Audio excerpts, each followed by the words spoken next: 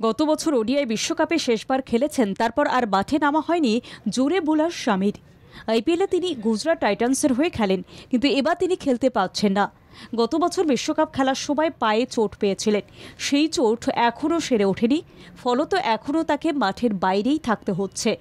তবে দীর্ঘদিন মাঠের বাইরে থাকা শামি এখন কেমন আছেন তা জানতে চান সমর্থকেরা। সে কারণে তিনি এবার তার হেলথ আপডেট দিলেন। ইনস্টাগ্রামে তার পায়ের ভিডিও পোস্ট করে লিখেছেন, প্রত্যাবর্তন হবেই, দলের সঙ্গে যোগ দেওয়ার জন্য অপেক্ষায় রয়েছেন। এবারের বিশ্বকাপে তিনি খেলতে পারবেন কিনা তা স্পষ্ট নয় সমর্থকদের কাছে, স্পষ্ট করে বলেননি শামি। এর আগেও শামি পায়ের আপডেট দিয়েছিলেন। ব্যান্ডেজ করা পায়ে বিছানাতেই তার বেশি সময় কাটছে বলে জানিয়েছিলেন, কিন্তু তার মনটা পড়ে রয়েছে 22 গজে সতীর্থদের কাছে।